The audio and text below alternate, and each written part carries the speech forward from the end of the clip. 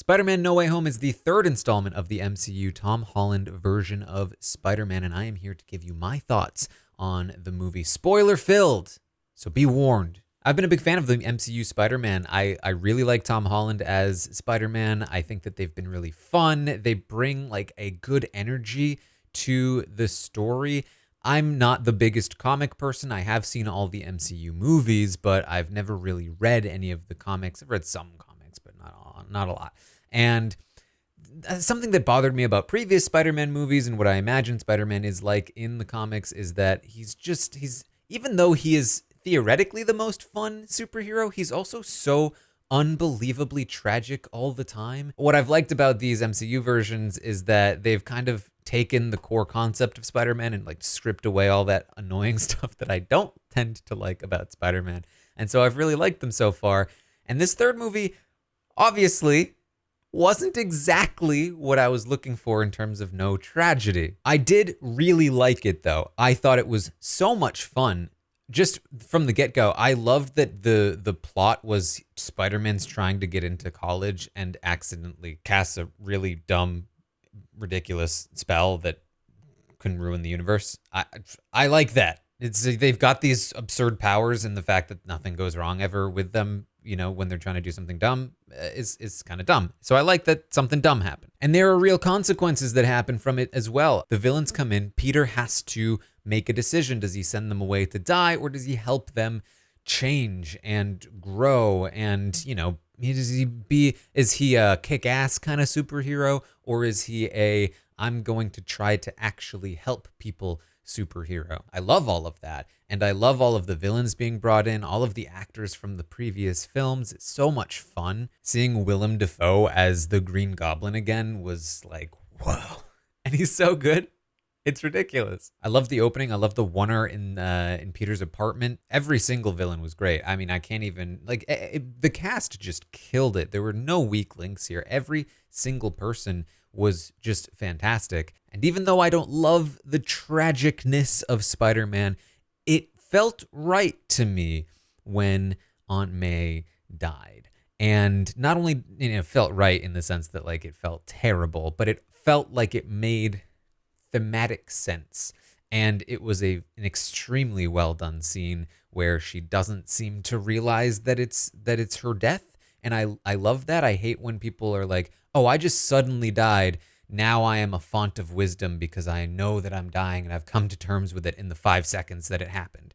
Like, no, she's still a font of wisdom because that's just who she is, but she's dying and she can't even really tell. This is the price of what they are trying to accomplish, that they are going to sacrifice to help people. And of course we get the line, with great power must come great responsibility. And then the best part of the movie for me, the other Spider-Men come. Andrew Garfield, Tobey Maguire, and the banter between the three of them was so good. I could have just listened to them at the top of the Statue of Liberty, just chatting about being Spider-Man and where the webs come from and all of that stuff, and like who's amazing, and being supportive of each other. It was just great. I genuinely enjoyed it. There wasn't a moment that felt like, ooh, they went too far here, or they're just trying to be funny here. It just felt like guys supporting each other, you know? And that was nice, very non-toxic. And I also love that this movie kind of serves as an end, a new chapter, but a concluding chapter in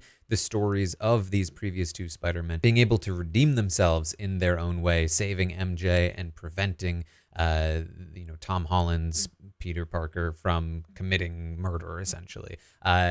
Two different ways to, again, just redeem and complete their arcs, their previous arcs from movies that didn't even really exist in this universe prior to this movie. It's all so good. I really, really love it until we get to the ending. Let me quickly preface again, I'm not a comic person.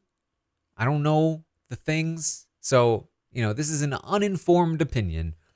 But if there was one thing that I could just erase from all media, all fiction, it would be amnesia. It would be memory loss. I hate this as a plot device. Now, yes, it can be done effectively, but I would say about 95%+ of the time, it's done so cheaply, so lazily, and it's just introducing unnecessary drama because, oh, now this person doesn't remember me. Oh no, how is our love going to work now? I hate it. I hate it. I hate it.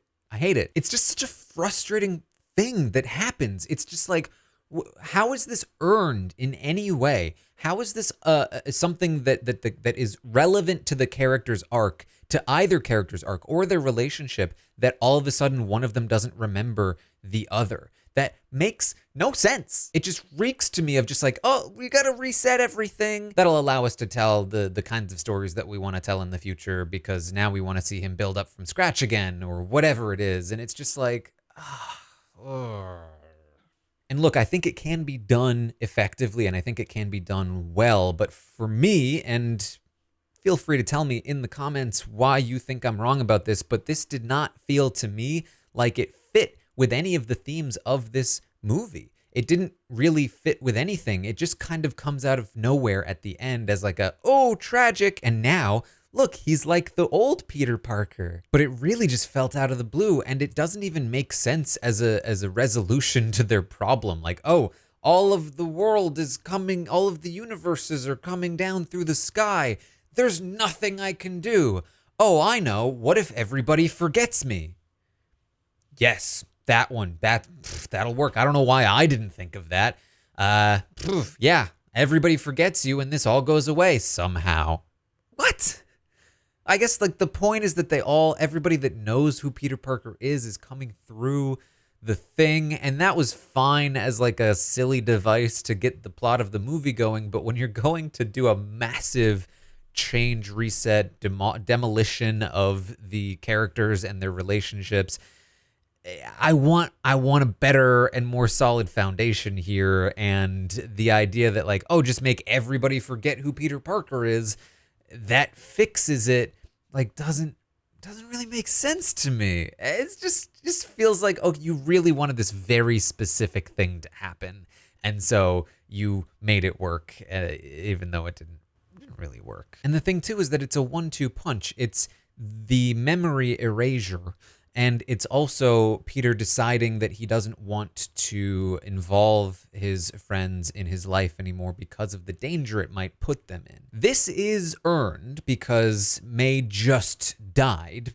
because of how close she was, and this has been a theme throughout the movie, that because of their proximity to him, they weren't being accepted into college and all of that. Now, you know, the fact that it's sort of represented by a tiny little Band-Aid was kind of, again, frustrating, but it was okay. It was fine. The thing about erasing people's memories is that it just demolishes the character. It just, everything that you have built now doesn't matter at all until you magically get their memories back, which is usually the thing. And it's just like, why am I having to sit through not seeing the real character for a while? It's just frustrating. So that's my rant about the ending of this movie. It really bothered me because I loved the movie up until that point, and just the fact that they did that, it's really, really frustrating. I think I would still give it a pretty high rating because I did really enjoy my time with it, but bad taste in my mouth at the end there. And I know probably a lot of people liked it, but it is just not my thing. But that's what I got for the Spider-Man No Way Home movie. Hopefully you enjoyed these thoughts. Let me know in the comments if you are pro or anti memory erasing, and what your favorite part of the movie was, because there were lots of great parts of it. So thank you again for joining me here. Make sure you hit the subscribe button and the like button and all the buttons. Check out some of the other videos, and I will see you in the next one.